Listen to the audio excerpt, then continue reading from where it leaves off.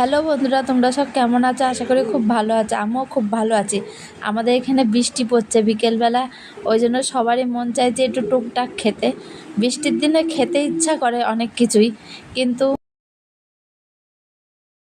বৃষ্টি পড়ছে বলে বেরোনো যাচ্ছে না, তাই মনে করলাম একটুখানি পাস্তা রান্না করি। এই যে আমি বসিয়ে দিয়েছি রান্না করতে, পেঁয়াজ ভাজা হচ্ছে, ওর মধ্যে ডিম দিয়ে দিলাম। পাস্তা তো অনেকেই পছন্দ করো, তো আমারও খুব ভালো লাগে পাস্তা খেতে।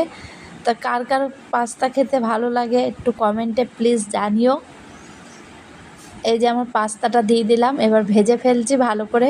Sauce, chilli sauce, tomato sauce এসবগুলো দিয়ে দিয়েছিলাম, দিয়ে ভালো করে নেড়ে চেড়ে একটু ভিনিগারও দিয়ে দিয়েছিলাম, দিয়ে ওটাকে ভালো করে নেড়ে নিয়েছিলাম। তো আমার পাস্তা রেডি হয়ে গেছে। আমার ভিডিও তোমাদের কেমন লাগে? ভালো লাগলে আমার চ্যানেলটাকে সাবস্ক্রাইব করে দিও। Tata, bye bye. পরের ভিডিও আবার দেখা হবে।